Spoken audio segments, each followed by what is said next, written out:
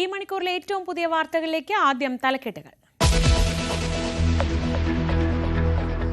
Aided school അധ്യാപികയുടെ മരണത്തിൽ വിശദീകരണവുമായി താമരശ്ശേരി അതിരൂപത മാനേജ്മെന്റ്. നിയമനത്തിനായി പണം വാങ്ങിയിട്ടില്ല. മാനേജ്മെന്റ് താൽക്കാലിക ധനസഹായം നൽകിയിരുന്നുവെന്നും വിശദീകരണം.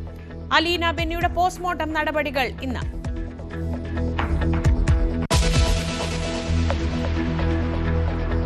വിശാഖപട്ടണം ചാരക്കേസിൽ മലയാളിയടക്കം 3 പേർ അറസ്റ്റിൽ. പിടിയിലായത് മലയാളിയായ PA അഭിലാഷ്. കേസ് നാവികസേനയുടെ സുപ്രധാന വിവരങ്ങൾ പാക് ചാര സംഘടനയ്ക്ക് കൈമാറിയതിന്.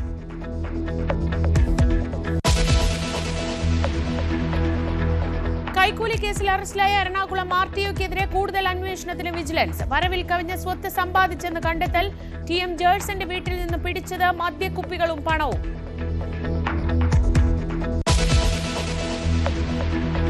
ഒരു രാഷ്ട്രീയ പ്രവർത്തകൻ മുഷ്ടി ചുരുട്ടി തെരുവിൽ നിന്ന് മുദ്രാവാക്യം വിളിക്കുന്നത് പോലെ ആണോ ഇത്തരം സമൂഹത്തിലെ വലിയ മഹനീയ സ്ഥാനങ്ങൾ വഹിക്കുന്നവരിൽ നിന്ന് നമ്മൾ പ്രതീക്ഷിക്കുന്നത്? നമ്മൾ നല്ല വാക്കുകൾ കൊണ്ട് തിരുത്തിക്കാലോ. ബിഷപ്പുമാർക്കെതിരെ വിമർശനവുമായി വീണ്ടും മന്ത്രി AK ശശീന്ദ്രൻ. രാഷ്ട്രീയക്കാർ മുദ്രാവാക്യം വിളിക്കുന്നത് പോലെ ബിഷപ്പുമാർ സംസാരിക്കരുത്. ബിഷപ്പുമാരുടേത് സ്വാധീനം ഉറപ്പിക്കാനുള്ള മത്സരത്തിന്റെ ഭാഗമെന്നും മന്ത്രി.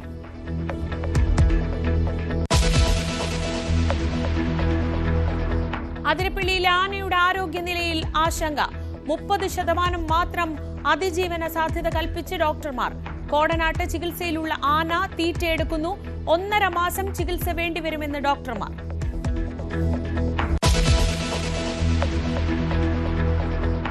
കോൺഗ്രസിലെ ആഭ്യന്തര പ്രശ്നങ്ങളിൽ അതൃപ്തി തുടർന്ന ലീഗ്. ഹൈക്കമാൻഡിനെ നേരിൽ കണ്ട് പരാതി പറയാൻ നീക്കം. കോൺഗ്രസിലെ തർക്കങ്ങൾ UDFന്റെ സാധ്യതകളെ ബാധിക്കുമെന്ന് ലീഗിന് ആശങ്ക.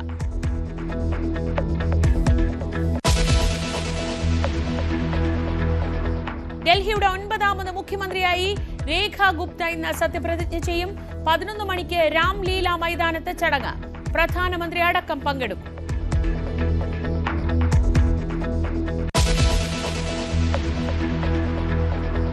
ആശാവർക്കർമാരുടെ സമരം 11ാം ദിവസത്തിലേക്ക്. സെക്രട്ടേറിയറ്റ് പടിക്കൽ മഹാസംഗമം. ആവശ്യങ്ങൾ അംഗീകരിക്കാതെ സമരം അവസാനിപ്പിക്കില്ലെന്ന കടുത്ത നിലപാടിൽ സംഘടന.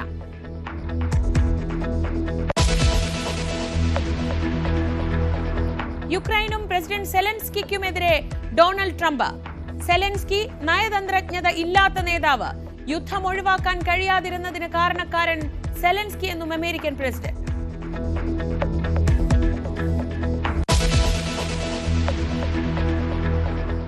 ICC ചാമ്പ്യൻസ് ട്രോഫി ക്രിക്കറ്റിൽ ഇന്ത്യക്ക് ഇന്ന് ആദ്യ മത്സരം. ബംഗ്ലാദേശ് എതിരാളികൾ. മത്സരം ഉച്ചയ്ക്ക് 2:30.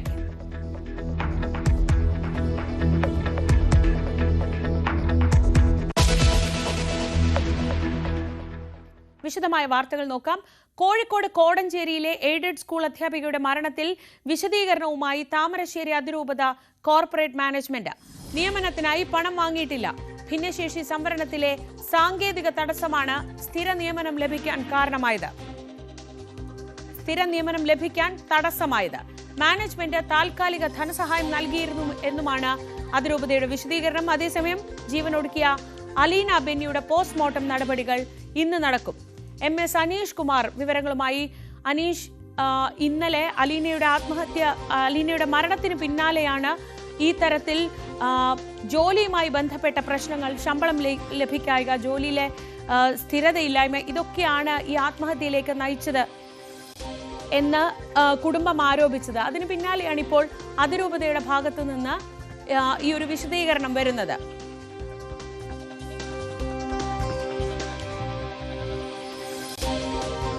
ഇന്നലെയാണ് കോഴിക്കോട് കോടഞ്ചേരിയിൽ അധ്യാപികയായ അലീന ബെന്നി ആത്മഹത്യ ചെയ്തത്. അലീന ബെന്നിയുടെ പോസ്റ്റ്മോർട്ടം നടപടികൾ ഇന്ന് നടക്കാനിരിക്കെയാണ്. കുടുംബം ഇന്നലെ വലിയ രീതിയിലുള്ള ആരോപണങ്ങൾ ഉന്നയിച്ചിരുന്നു. അവർ പറഞ്ഞത് ഈ ശമ്പളം കിട്ടാതെയൊക്കെ ജോലി ചെയ്യുന്നതിലുള്ള മാനസിക സമ്മർദ്ദമാണ് ആത്മഹത്യയിലേക്ക് നയിച്ചതെന്നാണ്. ഇപ്പോൾ അതിരൂപതയുടെ ഭാഗത്തു നിന്ന് വരുന്ന വിശദീകരണം, നിയമന തടസ്സത്തിന് കാരണമായത് സാങ്കേതിക പ്രശ്നങ്ങളാണ്, താൽക്കാലിക ധനസഹായം നൽകിയിരുന്നു എന്നൊക്കെയുള്ള വിശദീകരണങ്ങളാണ് രൂപതയുടെ ഭാഗത്തു നിന്ന് ഉണ്ടാവുന്നത്. MS അനീഷ് കുമാർ വിവരങ്ങളുമായി. അനീഷ്, ഇന്നലെ കുടുംബം വളരെ ഗൗരവമുള്ള ആരോപണങ്ങളാണ് ഈ മാനേജ്മെന്റിന് എതിരെ അടക്കം ഉന്നയിച്ചിരുന്നത്. ഇന്നിപ്പോൾ അവർ പറയുന്നത് ആ തരത്തിലുള്ള പ്രശ്നങ്ങൾ ഒന്നുമില്ലായിരുന്നു എന്നാണ്. അങ്ങനെയെങ്കിൽ എന്തിനായിരുന്നു ആത്മഹത്യ എന്നതാണ് പ്രധാനപ്പെട്ട ചോദ്യം. ഈ വിഷയത്തിൽ കുടുംബത്തിന്റെ പ്രതികരണം വരുന്നുണ്ട്. എന്തൊക്കെയാണ് വിവരങ്ങൾ? അതിരൂപത മാനേജ്മെന്റ് നൽകുന്ന വിശദീകരണം ഈ ഭിന്നശേഷി ഉള്ള ഉദ്യോഗാർത്ഥികളുടെ നിയമനവുമായി ബന്ധപ്പെട്ട് അല്ലെങ്കിൽ അധ്യാപകരുടെ നിയമനവുമായി ബന്ധപ്പെട്ട് സാങ്കേതിക തടസ്സങ്ങളുണ്ട്. ഇത്തരം സാങ്കേതികമായ തടസ്സങ്ങളിൽ കുരുങ്ങിയാണ് ഈ അലീനയുടെ സ്ഥിര നിയമനം നടക്കാതെ പോയത്. മറുവശത്ത് സംഭാവന, അതായത് വലിയ തോതിലുള്ള 13 ലക്ഷം രൂപയാണ് കോഴപ്പണമായി ഈ നിയമനത്തിന് അലീനയുടെ കുടുംബം രൂപത കോർപ്പറേറ്റ് മാനേജ്മെന്റിന് നൽകിയത്. ഇത്തരത്തിലൊരു സംഭാവന തങ്ങൾ സ്വീകരിച്ചിട്ടില്ല എന്നും പറയുന്നു. പക്ഷേ നമ്മൾ രാവിലെ അലീനയുടെ കുടുംബവുമായി അച്ഛനുമായി സംസാരിച്ചപ്പോൾ ഈ കോർപ്പറേറ്റ് മാനേജ്മെന്റിന്റെ അവകാശവാദങ്ങൾ അടിസ്ഥാനരഹിതമാണ് എന്ന് അദ്ദേഹം പറയുന്നു. 13 ലക്ഷം രൂപ താനാണ് ഈ കോർപ്പറേറ്റ് മാനേജ്മെന്റ് ഓഫീസിൽ കൊണ്ടുപോയി കൈമാറിയത്. ഇതിന് രസീതോ മറ്റ് രേഖകളോ ഒന്നും അവരുടെ പക്കൽ നിന്നും നൽകിയിരുന്നില്ല. ഒപ്പം ഈ അലീന ജോലിക്ക് കയറിയ ശേഷം പിന്നീട് ജോലിക്ക് കയറിയ നിരവധി ആളുകൾക്ക് സ്ഥിര നിയമനം നൽകുന്ന ഒരു സാഹചര്യമുണ്ടായി. പക്ഷേ ഭിന്നശേഷിയുമായി ബന്ധപ്പെട്ട സാങ്കേതിക തടസ്സങ്ങളിൽ ഊന്നിയാണ് കഴിഞ്ഞ 6 വർഷമായി തന്റെ മകൾക്ക് ജോലി ചെയ്യുന്നെങ്കിലും അതിന്റെ ശമ്പളം നൽകാതെ വരുന്നത്. ചെറിയ തരത്തിലുള്ള തുക ഈ അധ്യാപകരും മറ്റും പിരിച്ചാണ് അലീനയ്ക്ക് നൽകിയത്. വീട്ടിൽ നിന്നും ജോലി സ്ഥലത്തേക്ക് പോകുന്നതിനുള്ള വണ്ടിക്കൂലി പോലും കൈവശമില്ലാത്ത സാഹചര്യം. ഈ സഹപ്രവർത്തകരിൽ നിന്നും പലപ്പോഴും കടം വാങ്ങിയും അവരുടെ സഹായങ്ങൾ വാങ്ങിയും ജീവിക്കേണ്ട ഒരവസ്ഥയിലേക്ക് കാര്യങ്ങൾ നീങ്ങുന്നു. ആ മാനസിക ബുദ്ധിമുട്ട് തന്നെയാണ് അലീനയെ മരണം തെരഞ്ഞെടുക്കാൻ പ്രേരിപ്പിച്ചതെന്നാണ് രാവിലെ നമ്മോട് സംസാരിച്ചപ്പോഴും അലീനയുടെ അച്ഛൻ വ്യക്തമാക്കിയത്. പക്ഷേ രൂപത മാനേജ്മെന്റ് ഇക്കാര്യം പൂർണ്ണമായും നിഷേധിക്കുന്നു. 2 തരത്തിലാണ് ഇതിൽ ഈ പ്രശ്നങ്ങളുള്ളത്. കാരണം സംസ്ഥാനത്തൊട്ടാകെ 100 കണക്കിന് ഭിന്നശേഷിയുള്ള ആളുകൾ, ഉദ്യോഗാർത്ഥികൾ ഇതുപോലെ സ്ഥിര നിയമനം ലഭിക്കാതെ ബുദ്ധിമുട്ടുന്നുണ്ട് എയ്ഡഡ് സ്കൂളുകളിൽ. അത് സാങ്കേതികമായ നടപടിക്രമങ്ങളാണ് ഇതിന്റെ പിന്നിൽ എന്ന വിമർശനം ഒരു വശത്ത് വരുന്നു. സമൂഹ മാധ്യമങ്ങളിലടക്കം ഇതിനെക്കുറിച്ച് വലിയ തോതിലുള്ള പ്രതികരണങ്ങൾ ഉണ്ടാവുന്ന ഒരു സാഹചര്യം ഉണ്ടാകുന്നു. മറുവശത്ത് ഭിന്നശേഷിക്കാരായ ഉദ്യോഗാർത്ഥികളാണെങ്കിൽ പോലും വൻ തുക കോഴ വാങ്ങി മാത്രം നിയമനം നൽകുന്ന ഒരു സാഹചര്യത്തിലേക്ക് കാര്യങ്ങൾ നീങ്ങുന്നു. അതായത് വലിയ തോതിലുള്ള ഒരു കച്ചവടമാണ് ഈ ഉദ്യോഗവുമായി ബന്ധപ്പെട്ട് ഈ പല മാനേജ്മെന്റുകളിലും നടക്കുന്നത്. സർക്കാരാണ് ശമ്പളം നൽകുന്നത്, സർക്കാരാണ് സ്കൂളിലെ മറ്റ് അടിസ്ഥാന സൗകര്യങ്ങളൊക്കെ നൽകുന്നത്. അപ്പോഴും വലിയ കോഴ വാങ്ങി മാത്രം നിയമനം നടത്തുന്ന ഒരു രീതി നിൽക്കുന്നു. അതിന്റെ ഒരു ബലിയാട് കൂടിയാണ്, അതിന്റെ ഒരു ഇര കൂടിയാണ് അലീന എന്ന് നമുക്ക് പറയേണ്ടി വരും. എന്തായാലും വലിയ തോതിലുള്ള ഒരു മനസാക്ഷി ജനവികാരം ഉയരേണ്ട ഒരു വിഷയം തന്നെയാണ് എന്ന് ഈ മേഖലയിൽ പ്രവർത്തിക്കുന്ന ആളുകൾ പറയുന്നു. എന്തായാലും അല്പസമയത്തിനകം അലീനയുടെ പോസ്റ്റ്മോർട്ടം നടപടികൾ കോഴിക്കോട് മെഡിക്കൽ കോളേജ് ആശുപത്രിയിൽ നടക്കും. അതിനുശേഷം കട്ടിപ്പാറയിലെ വീട്ടിലേക്ക് ഈ മൃതശരീരം കൊണ്ടുപോകും. ശ്രീജ. MS അനീഷ് കുമാറാണ് വിവരങ്ങൾ നൽകിയത്. നിയമനത്തിനായി പണം വാങ്ങിയിട്ടില്ല, കഴിയുന്നത്ര സഹായം ചെയ്യുകയാണ് എന്നൊക്കെയുമാണ് ഇപ്പോൾ രൂപതയുടെ ഭാഗത്തുനിന്ന്, താമരശ്ശേരി അതിരൂപതയുടെ ഭാഗത്തുനിന്ന് വരുന്ന വിശദീകരണം. പക്ഷേ കുടുംബം പറയുന്നത് കൃത്യമായ തൊഴിലിൽ സ്ഥിര നിയമനം ലഭിക്കാത്തതും ശമ്പളമില്ലാത്തതുമൊക്കെയാണ് മാനസിക സമ്മർദ്ദം കൊണ്ട് ഇങ്ങനൊരു ആത്മഹത്യയിലേക്ക് നയിച്ചതെന്നാണ്. മറ്റ് വാർത്തകൾ നോക്കാം. ബിഷപ്പുമാർക്കെതിരെ വിമർശനവുമായി വീണ്ടും മന്ത്രി AK ശശീന്ദ്രൻ. രാഷ്ട്രീയക്കാർ മുദ്രാവാക്യം വിളിക്കുന്നത് പോലെ ബിഷപ്പുമാർ സംസാരിക്കരുത്. നടക്കുന്നത് പലതും സംസ്ഥാന വിരുദ്ധമായ പ്രചാരണങ്ങളാണ്. ഈ പ്രചാരണങ്ങൾ മലയോര ജനതയിൽ സ്വാധീനം ഉറപ്പിക്കാനുള്ള മത്സരത്തിന്റെ ഭാഗമാണെന്നും മന്ത്രി വിമർശിക്കുന്നു.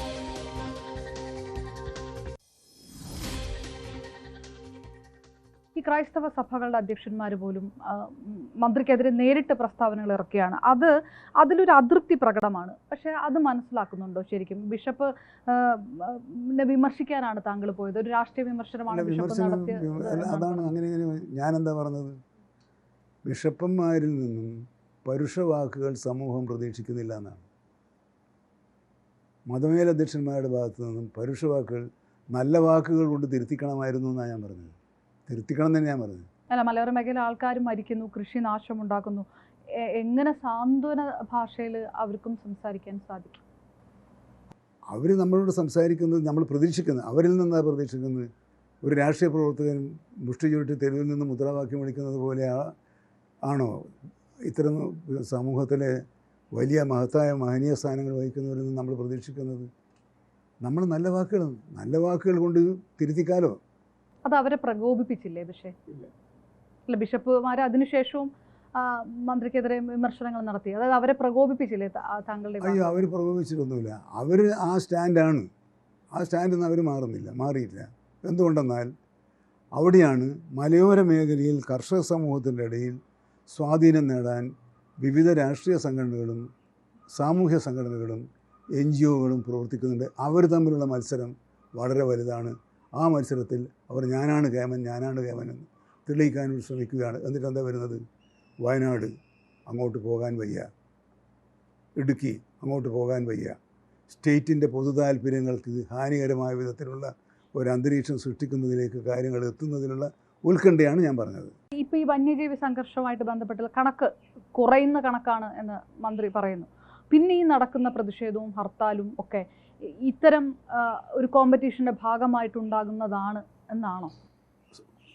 ഒരു നല്ല ഏറിയ പങ്കും അങ്ങനെയാണ്. ഡൽഹി മുഖ്യമന്ത്രിയായി രേഖ ഗുപ്ത ഇന്ന് സത്യപ്രതിജ്ഞ ചെയ്യും. രാംലീല മൈതാനത്താണ് സത്യപ്രതിജ്ഞാ ചടങ്ങ്. 6 മന്ത്രിമാരും ഇന്ന് സത്യപ്രതിജ്ഞ ചെയ്ത് അധികാരമേൽക്കും. VR കാർത്തിക് ചേരുന്നു.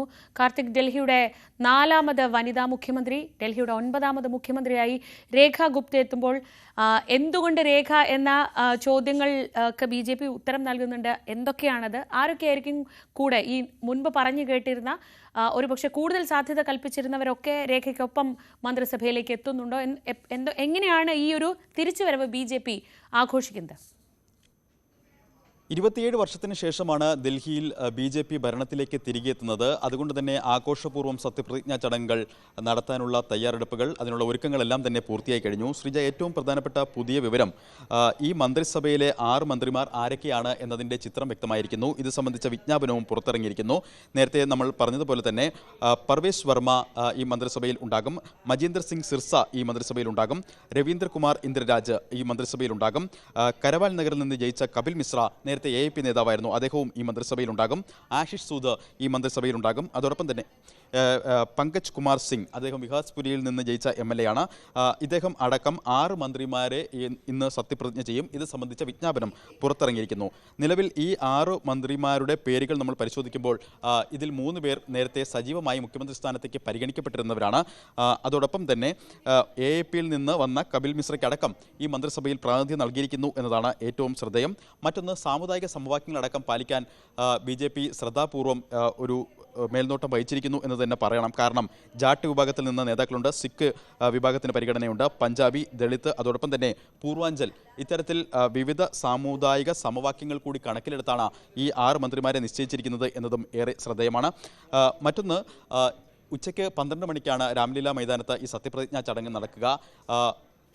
BJPയുടെ ആദ്യ വനിതാ മുഖ്യമന്ത്രിയായി, ഒരുപക്ഷെ വലിയൊരു ഇടവേളയ്ക്ക് ശേഷം BJPയുടെ ഏക വനിതാ മുഖ്യമന്ത്രിയായി രേഖ ഗുപ്ത എത്തുന്നു എന്നതാണ് ഏറ്റവും ശ്രദ്ധേയമായ കാര്യം. രാജ്യത്ത് 14 സംസ്ഥാനങ്ങളിൽ BJPക്ക് മുഖ്യമന്ത്രിമാരുണ്ട്. എന്നാൽ ഒരു ഇടവേളയായി, വലിയൊരു ഇടവേളയായി ഒരു വനിതാ മുഖ്യമന്ത്രി ഉണ്ടായിരുന്നില്ല. ഇതടക്കമുള്ള പരിഗണനകളാണ് രേഖ ഗുപ്തയുടെ പേരിലേക്ക് എത്തിയത് എന്നതാണ് ഏറ്റവും ശ്രദ്ധേയം. മറ്റൊന്ന്, രേഖ ഗുപ്ത പ്രതിനിധീകരിക്കുന്ന സാമുദായിക സമവാക്യം കൂടിയാണ്. ബനിയൻ സമുദായത്തിൽ നിന്നുള്ള നേതാവാണ് രേഖ ഗുപ്ത. രാജസ്ഥാൻ, ഗുജറാത്ത് അടക്കമുള്ള സംസ്ഥാനങ്ങളിൽ വലിയ സ്വാധീനമുള്ള ഒരു വിഭാഗമാണ് ഈ ബനിയൻ വിഭാഗം. അതോടൊപ്പം തന്നെ രേഖ ഗുപ്തയെ വനിതാ മുഖ്യമന്ത്രി ആയി കൊണ്ടുവരുമ്പോൾ BJP ഡൽഹിക്കപ്പുറത്തേക്ക് ഒരു രാഷ്ട്രീയം കൂടി കണക്ക് കൂട്ടുന്നു. അത്തരത്തിലൊരു ദീർഘവീക്ഷണം കൂടി BJPക്കുണ്ട് എന്ന് വേണം വിലയിരുത്താൻ. എന്തായാലും രേഖ ഗുപ്തയ്ക്കൊപ്പം 6 മന്ത്രിമാർ സത്യപ്രതിജ്ഞ ചെയ്യും. ന്യൂഡൽഹി മണ്ഡലത്തിൽ സാക്ഷാൽ കെജ്രിവാളിനെ പരാജയപ്പെടുത്തിയ പർവേസ് വർമ്മ, അദ്ദേഹം മന്ത്രിസഭയിൽ ഉണ്ടാകും. അദ്ദേഹത്തിന് ഉപമുഖ്യമന്ത്രി പദം നൽകുമോ എന്നടക്കമുള്ള കാര്യങ്ങളിൽ വരും മണിക്കൂറുകളിൽ വ്യക്തത വരും. കഴിഞ്ഞ നിയമസഭയിലെ പ്രതിപക്ഷ നേതാവ് വിജേന്ദർ ഗുപ്തയ്ക്ക് ഒരുപക്ഷെ സ്പീക്കർ സ്ഥാനമാകും ലഭിക്കുക എന്ന വിവരങ്ങളും പുറത്തു വരുന്നുണ്ട്. എന്തായാലും സത്യപ്രതിജ്ഞാ ചടങ്ങ് ആഘോഷമാക്കാനുള്ള എല്ലാ ഒരുക്കങ്ങളും BJP നടത്തിക്കഴിഞ്ഞു. പ്രധാനമന്ത്രി നരേന്ദ്രമോദി, കേന്ദ്ര ആഭ്യന്തരമന്ത്രി അമിത്ഷാ, അതോടൊപ്പം തന്നെ വിവിധ സംസ്ഥാനങ്ങളിലെ BJP മുഖ്യമന്ത്രിമാർ, ഉപമുഖ്യമന്ത്രിമാർ, ബോളിവുഡ് താരങ്ങളടക്കം സെലിബ്രിറ്റികൾ, അതോടൊപ്പം തന്നെ ആത്മീയ ആചാര്യന്മാർ, മാത്രമല്ല സാധാരണക്കാരുടെ വിഭാഗങ്ങളെ പ്രതികരിക്കുന്ന ഓട്ടോ ഡ്രൈവർമാർ, ക്യാബ് ഡ്രൈവർമാർ അടക്കമുള്ളവർക്കും ഇതിലേക്ക് ക്ഷണമുണ്ട് എന്നതാണ് ഏറ്റവും ശ്രദ്ധേയം. എന്തായാലും ഏവരും ഉറ്റുനോക്കുന്നത് BJPയുടെ ഏക വനിതാ മുഖ്യമന്ത്രിയായി രേഖ ഗുപ്ത എത്തുമ്പോൾ ഇനി പ്രതിപക്ഷ നേതൃസ്ഥാനത്തേക്ക് അതീഷി എത്തുമോ എന്നതാണ്. എങ്കിൽ അത് ഒരു രാഷ്ട്രീയ പ്രത്യേകത കൂടിയാകും ഡൽഹിയിൽ. ശരി, VR കാർത്തികാണ് വിവരങ്ങൾ നൽകിയത്. ന്യൂസ് ഡെസ്കിൽ നിന്ന് ഡൽഹിയുടെ 4ാമത് വനിതാ മുഖ്യമന്ത്രിയായി, 9ാമത് മുഖ്യമന്ത്രിയായി രേഖ ശർമ്മ ഇന്ന് അധികാരമേൽക്കും. വലിയ ആഘോഷമാക്കാൻ ഒരുങ്ങുകയാണ്. മടങ്ങിവരവ് ഏതാണ്ട് 3 പതിറ്റാണ്ട് 27 വർഷങ്ങൾക്ക് ശേഷമുള്ള മടങ്ങിവരവിനെ ആഘോഷമാക്കാൻ എല്ലാ തയ്യാറെടുപ്പുകളും നടത്തുകയാണ് BJP. വിശാഖപട്ടണം ചാരക്കേസിൽ മലയാളി അടക്കം 3 പേർ അറസ്റ്റിൽ. മലയാളിയായ P. അഭിലാഷിനെ കൊച്ചിയിൽ നിന്നാണ് പിടികൂടിയത്. നേരത്തെ ഈ കേസിൽ 5 പേരെ അറസ്റ്റ് ചെയ്തിരുന്നു. നവമി ചേരുന്നു വിവരങ്ങളുമായി. നവമി, വളരെ തന്ത്രപ്രധാനമായ ഒരു കേസായിരുന്നു ഇത്. നാവികസേനയുടെ വിവരങ്ങൾ ചോർത്തി എന്നതിലാണിപ്പോൾ ഒരു മലയാളിയെ പിടികൂടിയിരിക്കുന്നത്, അതും ഇത്ര വർഷങ്ങൾക്ക് ശേഷം. ഇയാളുടെ ബാക്ക്ഗ്രൗണ്ട് എന്താണ്? എന്തൊക്കെയാണ് നമുക്ക് കിട്ടുന്ന വിവരങ്ങൾ? ശ്രീജ, ഈ കാർവാർ നേവൽ ബേസിൽ ജോലി ചെയ്തിരുന്ന കർണാടക സ്വദേശികളായ ലക്ഷ്മൺ തണ്ടേൽ, അക്ഷയ് രവി നായക് എന്നിവരെയും ഒപ്പം കൊച്ചി നേവൽ ബേസിൽ ജോലി ചെയ്തിരുന്ന കൊച്ചി സ്വദേശി PA അഭിലാഷിനെയുമാണ് NIA അറസ്റ്റ് ചെയ്തിരിക്കുന്നത്. ഇതിൽ കഴിഞ്ഞ 3 വർഷമായി ഇതിലൊരു അന്വേഷണം നടക്കുന്നുണ്ടായിരുന്നു. 2021 ജനുവരിയിലായിരുന്നു ഈ ആന്ധ്ര കൗണ്ടർ ഇന്റലിജൻസ് സെല്ല് ഇങ്ങനെ ഒരു കേസ് രജിസ്റ്റർ ചെയ്തത്. ഈ കേസിൽ പറയുന്നത് ഈ കൊച്ചി നേവൽ ബേസിലെയും കാർവാർ നേവൽ ബേസിലെയുമുള്ള രഹസ്യ വിവരങ്ങൾ, അതായത് അതിനുള്ളിലെ ചിത്രങ്ങളടക്കം പാക് ചാര സംഘടനയ്ക്ക് ഇവർ കൈമാറി എന്നുള്ള ഒരു കേസായിരുന്നു അന്വേഷണ സംഘം കണ്ടെത്തിയിരുന്നത്. ഇതിൽ നേരത്തെ 5 പേരെ അറസ്റ്റ് ചെയ്തിരുന്നു. ഇതിൽ പാക് ചാര സംഘടനയുടെ തന്നെ പ്രധാനപ്പെട്ട ഒരാളായിട്ടുള്ള പാക് സ്വദേശിയായിട്ടുള്ള മീർ ബലാജ് ഖാനെ പിടികൂടാനായിട്ടില്ല. ഈ ബലാജ് ഖാനാണ് ഇവർ വിവരങ്ങൾ കൈമാറിയിരുന്നതെന്നായിരുന്നു NIA കണ്ടെത്തിയിരുന്നത്. ഇതിന്റെ അടിസ്ഥാനത്തിൽ തുടക്കത്തിൽ 5 പേരെ അറസ്റ്റ് ചെയ്തിരുന്നു.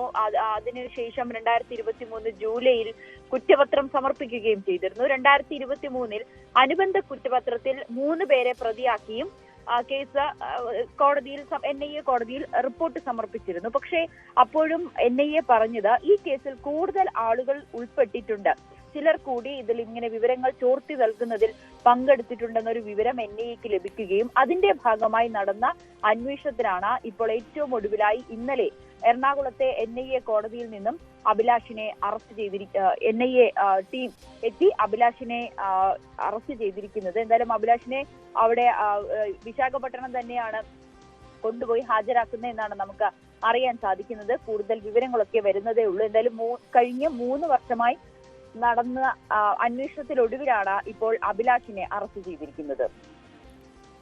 ശരി, നവമി ദിനേശാണ് വിവരങ്ങൾ നൽകിയത് കൊച്ചിയിൽ നിന്ന്. അതിരപ്പള്ളിയിൽ നിന്ന് പിടികൂടി കോടനാട്ടേക്ക് എത്തിച്ച ആനയുടെ ആരോഗ്യനിലയിൽ കാര്യമായ പുരോഗതിയില്ല. ആന സാധാരണ നിലയിലേക്ക് മടങ്ങി വരാൻ 30% സാധ്യത മാത്രമേ ഉള്ളൂ എന്നാണ് ഡോക്ടർമാരുടെ വിലയിരുത്തൽ. പക്ഷേ ആന തീറ്റയെടുത്ത് തുടങ്ങിയിട്ടുണ്ട്. അത് പ്രതീക്ഷ നൽകുന്ന കാര്യമാണ്. നവമി തന്നെ വിവരങ്ങൾ നൽകും. നവമി, ശുഭകരമായൊരു കാര്യം, അത് പതിയെ ഭക്ഷണം കഴിക്കാൻ തുടങ്ങിയിട്ടുണ്ട് എന്നത് മാത്രമാണെങ്കിൽ പോലും ആ ഒരു റിസ്ക് ഫാക്ടർ അല്ലെങ്കിൽ ജീവിതത്തിലേക്ക് തിരിച്ചു വരാനുള്ള സാധ്യത 30% എന്ന് പറയുമ്പോൾ അത്രത്തോളം ഗുരുതരാവസ്ഥയിലാണോ ആനയുള്ളത്? എന്തൊക്കെയാണ് വിവരങ്ങൾ?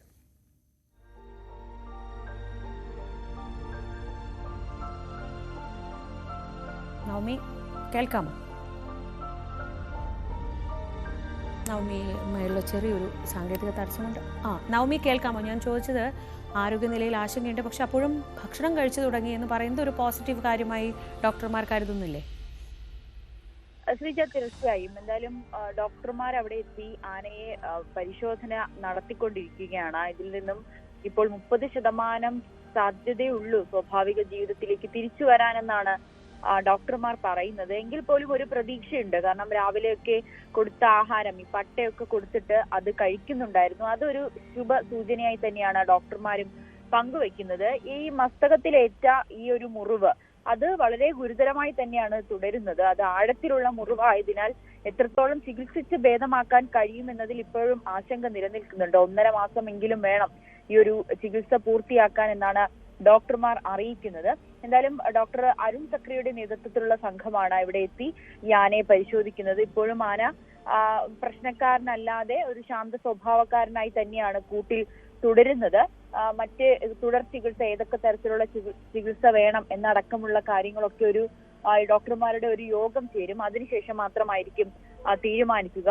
ഇപ്പോൾ ഡോക്ടർമാർ പറയുന്നതനുസരിച്ച് ഇന്നലത്തെ ഒരു അവസ്ഥയിൽ തന്നെ ഗുരുതരമായി തുടരുകയാണ്. പ്രത്യേകിച്ച് മാറ്റമൊന്നും വന്നിട്ടില്ല. ഇന്നലെ എത്തിച്ചതിന് ശേഷം, കോടനാട് എത്തിച്ചതിന് ശേഷവും ചില മരുന്നുകളൊക്കെ കൊടുത്തിട്ടുണ്ട്. പക്ഷെ അതിലൊന്നും വലിയ രീതിയിലുള്ള പ്രതികരണം ഉണ്ടായിട്ടില്ല. പക്ഷെ വരും മണിക്കൂറുകൾ നമുക്ക് ഈ കൊടുക്കുന്ന മരുന്നുകളുടെ അളവ് കൂട്ടിയും അല്ലെങ്കിൽ കൂടുതൽ നിരീക്ഷണവും ഒക്കെ ആയിട്ട് ഈ ഡോക്ടറുടെ ഈ ആനയുടെ ആരോഗ്യനില പൂർവ്വസ്ഥിതിയിലാകും, പഴയ പോലെ ആകും, ഈ മുറിവ് ഉണങ്ങും എന്നുള്ളൊരു വിലയിരുത്തലാണ് ഇപ്പോൾ സംഘം എത്തി നിൽക്കുന്നത്.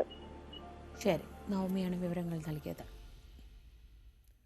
പാലക്കാട് നെല്ലിയാമ്പതി പുലിയമ്പാറയിൽ ഇന്നലെ കിണറ്റിൽ വീണ പുലിയെ രക്ഷിച്ചു. വൈകിട്ട് 4 മണിയോടെയായിരുന്നു പുലി കിണറ്റിൽ വീണത്. ഈ കിണറ്റിലേക്ക് സാധാരണ രീതിയിൽ കിണറ്റിലേക്കൊക്കെ വീണാൽ മയക്കുവെടി വെച്ചൊക്കെയാണ് കയറ്റി കൊണ്ടുവരുന്നത്. പക്ഷേ കിണറ്റിലേക്ക് കൂടിറക്കിയാണ് പുലിയെ കരയ്ക്ക് കയറ്റിയത്. RRT സംഘവും വനം വകുപ്പ് ഉദ്യോഗസ്ഥരും എത്തിയാണ് പുലിയെ രക്ഷിച്ചത്. പൂർണ്ണ ആരോഗ്യവാനായ പുലിയെ പിന്നീട് പറമ്പിക്കുളം വനമേഖലയിൽ തുറന്നുവിട്ടു.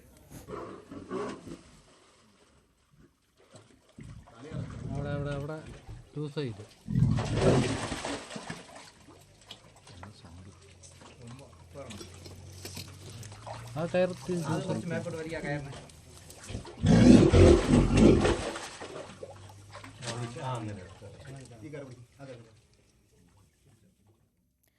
മനുഷ്യമൃഗ സംഘർഷമൊക്കെ വളരെ രൂക്ഷമായിരിക്കുന്ന ഈ സാഹചര്യത്തിൽ വനം മന്ത്രി AK ശശീന്ദ്രൻ 1-2 തവണ നടത്തിയ പ്രസ്താവനകളൊക്കെ വിവാദമായിരുന്നു. അദ്ദേഹം അവിടെ അവസാനിപ്പിക്കാൻ തയ്യാറല്ല. വളരെ വിചിത്രമായൊരു നിലപാടുമായി വീണ്ടും വനമന്ത്രി AK ശശീന്ദ്രൻ രംഗത്തെത്തുകയാണ്. മുന്നറിയിപ്പുകൾ അവഗണിക്കുമ്പോഴാണ് വന്യജീവി ആക്രമണങ്ങൾ ഉണ്ടാവുന്നതെന്നാണ് AK ശശീന്ദ്രൻ പറയുന്നത്. സംഭവങ്ങൾ പലതും നടക്കുന്നത് കാടിനുള്ളിലാണ്. വനം വകുപ്പിന്റെ ഭാഗത്ത് വീഴ്ചയില്ല. പരാതികൾ പലതും വികാരപരമായ സാഹചര്യങ്ങളിൽ നിന്നുണ്ടാവുന്നതാണ്. പരിഹാരത്തിനെന്ന് പറഞ്ഞ് നടക്കുന്ന പല ചർച്ചകളും പോസിറ്റീവ് അല്ലെന്നും മന്ത്രി കുറ്റപ്പെടുത്തി. ന്യൂസ് 18ന്റെ Q18-ലായിരുന്നു AK ശശീന്ദ്രന്റെ പരാമർശം. വനം കയ്യേറ്റമാണോ ഇതിന്റെ എല്ലാം കാതലായിട്ടുള്ള കാരണം? അത് തുറന്നു പറയാൻ രാഷ്ട്രീയ നേതാക്കൾക്ക് കഴിയാത്തതാണ്. കാടിൻ്റെ സമീപത്തോടു കൂടിയോ ഉൾക്കാടുകളിലേക്കോ പോകുന്ന റോഡുകളിലാണല്ലോ ഇത് സംഭവിക്കുന്നത്. അവിടെ പോകുമ്പോൾ മുന്നറിയിപ്പുകൾ നമ്മൾ കൊടുത്തിട്ടില്ലേ, ബോർഡുകൾ വെച്ചിട്ടില്ലേ? ആരെങ്കിലും അനുസരിക്കുന്നുണ്ടോ? അല്ല, ഈ കാട്ടാന വന്ന് ചവിട്ടിക്കൊന്നതും കടുവ പിടിച്ചതും പുലി ഇറങ്ങിയതും ഒക്കെ ഈ അതിർത്തി റോഡുകളിലാണോ? ആണല്ലോ. കൃഷിയിടങ്ങളിൽ വരികയും ഇപ്പോൾ ഒരു കൃഷിയിടങ്ങളിൽ തൊട്ടാണല്ലോ ഈ കാടുള്ളത്.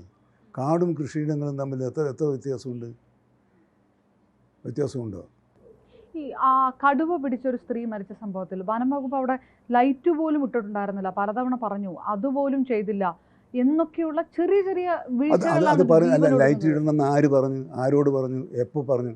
നാട്ടുകാർ ആ രീതിയിലുള്ള അത് അവിടെ പറയാൻ വികാരപരമായി പറയാം. അപ്പോൾ ഞാൻ ആ വികാരം പറയുമ്പോൾ ശരി ആയിക്കോട്ടെ എന്ന് പറയാമെന്നല്ലാതെ നമ്മൾ അവിടെ ലൈറ്റ് ഉണ്ടാക്കാൻ തീരുമാനിച്ചിട്ട് ഇട്ടില്ലെങ്കിൽ ആ ഉദ്യോഗസ്ഥൻ അവിടെ ഉണ്ടാവില്ല. അപ്പോൾ ഈ വരുന്ന പരാതികൾ പലതും വികാരപരമായ സാഹചര്യത്തിൽ പ്രചരണത്തിൻ്റെ ശക്തി കൊണ്ട് വരുന്നു പോകുന്ന കുറേ കാര്യങ്ങൾ. എന്നാൽ ആ വികാരമുണ്ടാക്കാനിടയായ സാഹചര്യത്തെ ഞാൻ ന്യായീകരിക്കുന്നു. അത് സാഹചര്യമുണ്ട്, അത് അവരുടെ ഭാഗത്താണ് ഞാൻ. പക്ഷെ അപ്പോൾ സ്വാഭാവികമായിട്ടും ആ സാഹചര്യം ഉണ്ടാക്കുന്നത് ആരാണ് എന്നുള്ള ചോദ്യമാണ്. അത് നടപടിക്രമങ്ങൾ പൂർത്തിയാക്കാനാണ്. അതിന് നമ്മൾ പണം അനുവദിച്ചില്ലേ, അനുവാദം കൊടുത്തില്ലേ, ടെൻഡർ വെച്ചില്ലേ? ടെൻഡർ എടുക്കാൻ ആൾ വരാതെ എന്നാൽ ഒരു പ്രാവശ്യം ക്യാൻസൽ ചെയ്ത് 3 പ്രാവശ്യം ചെയ്യണമെന്നല്ലേ നിലവിലുള്ള വ്യവസ്ഥ? അല്ല, ഇനി ഞാൻ അതിനും കൂടെ ഒന്ന് പറയാം. ഇതിന് മുമ്പൊരു വനം വകുപ്പ് മന്ത്രി ഉണ്ടായിരുന്നല്ലോ, അദ്ദേഹം പറഞ്ഞല്ലോ ഞാൻ ശ്രമിച്ചിട്ട് പരാജയപ്പെട്ടതാണെന്ന്. അതിനെക്കുറിച്ച് എന്താ നിങ്ങൾ മൗനം പാലിക്കുന്നത്? അവിടെയാണ് പിന്നെ നമുക്ക് ഒരു പോസിറ്റീവ് അല്ല എന്ന് തോന്നിപ്പോകുന്നത്. നമ്മളെ ചർച്ചകൾ പോസിറ്റീവാകണം. എങ്ങനെ പരിഹരിക്കാം? മറ്റു വാർത്തകളിലേക്ക് മടങ്ങിയെത്താം ഇടവേളയ്ക്ക് ശേഷം.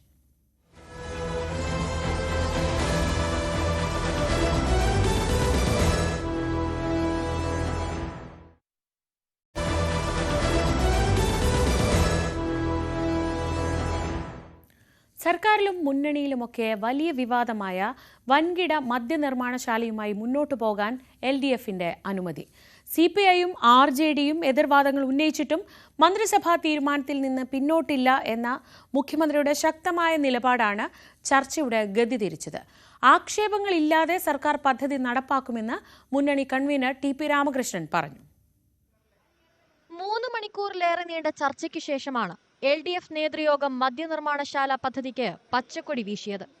സ്വന്തം പാർട്ടി ആസ്ഥാനത്ത് നടന്ന മുന്നണി യോഗത്തിൽ ആതിഥേയനായിരുന്നിട്ടും പദ്ധതിയോടുള്ള എതിർപ്പ് CPI സംസ്ഥാന സെക്രട്ടറി ബിനോയ് വിശ്വം ഉന്നയിച്ചു. കുടിവെള്ളം, കൃഷിക്കാവശ്യമായ വെള്ളം എന്നിവയ്ക്ക് ക്ഷാമം നേരിടുമെന്നതിലായിരുന്നു ബിനോയ് വിശ്വത്തിന്റെ എതിർപ്പ്. വിവാദങ്ങളുടെ പശ്ചാത്തലത്തിൽ പദ്ധതി വേണ്ടെന്ന് വെക്കണമെന്നും ബിനോയ് വിശ്വം ആവശ്യപ്പെട്ടു. പദ്ധതിയുടെ സംരംഭകർ ഭൂപരിഷ്കരണ നിയമത്തിന്റെ ലംഘനം നടത്തുന്നതടക്കം ചൂണ്ടിക്കാട്ടി RJDയും എതിർത്തു. എന്നാൽ മന്ത്രിസഭ തീരുമാനിച്ച വിഷയത്തിൽ നിന്ന് പിന്നോട്ടില്ലെന്ന് മുഖ്യമന്ത്രി ശഠിച്ചു. MV ഗോവിന്ദനും മുഖ്യമന്ത്രിയുടെ വാദത്തെ പിന്താങ്ങി. ഇതോടെ മുന്നണിയാകെ ആ തീരുമാനത്തിലേക്ക് വന്നു. ആക്ഷേപങ്ങളില്ലാതെ പദ്ധതി നടത്തണമെന്നാണ് മുന്നണിയുടെ നിർദ്ദേശം. കിഫ്ബി റോഡുകൾക്ക് യൂസർ ഫീ ഏർപ്പെടുത്തേണ്ട സാഹചര്യമുണ്ടെന്ന് റിപ്പോർട്ട് ചെയ്തതല്ലാതെ ഇതിൽ വിശദമായ ചർച്ച നടന്നില്ല. ന്യൂസ് 18 തിരുവനന്തപുരം. PSC അംഗങ്ങൾക്ക് കനത്ത ശമ്പള വർധനവ് വരുത്തിയ സർക്കാർ തീരുമാനം പ്രതിമാസം സർക്കാരിനുണ്ടാക്കുക ലക്ഷങ്ങളുടെ അധിക ബാധ്യതയാണ്. മുടങ്ങിയ തുച്ഛമായ വേതനം കിട്ടാൻ ആശാവർക്കർമാർ സെക്രട്ടേറിയറ്റിന് മുന്നിൽ 11ാം ദിവസവും സമരം തുടരുമ്പോഴാണ് PSCയിൽ വാരിക്കോരി വേതന വർധന വരുത്തിയത് എന്നതാണ് ശ്രദ്ധേയം. വിമർശനങ്ങളും ശക്തമാവുകയാണ്. മന്ത്രിസഭായോഗം മനസാക്ഷിയില്ലാത്ത തീരുമാനമാണ് കൈക്കൊണ്ടത്. ഒരു വശത്ത് PSC അംഗങ്ങൾക്ക് ലക്ഷങ്ങളുടെ വേതന വർധനവ് വരുത്തുമ്പോൾ മറുവശത്ത് മുടങ്ങിയ വേതനത്തിനായി തെരുവിൽ സമരം ചെയ്യുന്ന ആശാവർക്കർമാരായ വീട്ടമ്മമാർ. പ്രതിമാസം 2 ലക്ഷത്തിൽ പരം വേതനം വാങ്ങുന്നവർക്കാണ് വീണ്ടും 1.5 ലക്ഷത്തോളം മന്ത്രിസഭായോഗം വർദ്ധിപ്പിച്ചു നൽകിയതെന്ന് ഓർക്കുക. തൊട്ടപ്പുറത്ത് സെക്രട്ടേറിയറ്റിന് മുന്നിൽ മുടങ്ങിയ വേതനത്തിനായി സമരം ചെയ്യുന്നവരെ ഈ തീരുമാനമെടുത്ത മന്ത്രിമാർ ഓർത്തില്ല. ചുരുങ്ങിയ പക്ഷം PSC അംഗങ്ങളുടെ ശമ്പള വർധനവ് തീരുമാനം മാറ്റിവെക്കാനുള്ള ഔചിത്യമെങ്കിലും കാട്ടാമായിരുന്നു. ചെയർമാനടക്കം 21 അംഗങ്ങളാണ് കേരള പബ്ലിക് സർവീസ് കമ്മീഷനിലുള്ളത്. നിലവിലുണ്ടായിരുന്ന വേതനഘടന ഇങ്ങനെയാണ്. ചെയർമാന് അലവൻസുകൾ ഉൾപ്പെടെ കയ്യിൽ കിട്ടുന്നത് 2,26,000 രൂപ. അംഗങ്ങൾക്ക് അലവൻസുകൾ ഉൾപ്പെടെ 2,23,000 കയ്യിൽ കിട്ടും. വർധനവ് വരുത്തുന്നതോടെ ചെയർമാന്റെ ശമ്പളം 3,87,000 ഉയരും. അംഗങ്ങളുടെ ശമ്പളം 3,80,000 അതായത് 1.25 ലക്ഷത്തോളം. ആരോഗ്യമന്ത്രി വീണ ജോർജ് മാധ്യമങ്ങളെ കാണുന്നു. ആശാവർക്കർമാരുടെ സമരവുമായി ബന്ധപ്പെട്ട് സ്റ്റേറ്റ് കേരളമാണ്. ആശമാരെ സംബന്ധിച്ചിടത്തോളം രാജ്യത്തിന്റെ മുഴുവൻ സംസ്ഥാനങ്ങളുടെയും കണക്കെടുത്ത് പരിശോധിച്ചാൽ ആശമാർക്ക് ഏറ്റവും കൂടുതൽ ഓണറേറിയം നൽകുന്ന സംസ്ഥാനം കേരളമാണ്. നമ്മൾ 7,000 രൂപയാണ് നൽകുന്നത്. ഞാൻ സംസ്ഥാനങ്ങളുടെ പേര് പറയുന്നില്ല. 1,500 മുതൽ കൊടുക്കുന്ന സംസ്ഥാനങ്ങളുണ്ട്. 7,000 ഓണറേറിയമാണ്. അതിനുശേഷം കേന്ദ്ര സർക്കാർ നൽകുന്ന ഇൻസെന്റീവായിട്ടുള്ള 2,000 പ്ലസ് 1,000 3,000.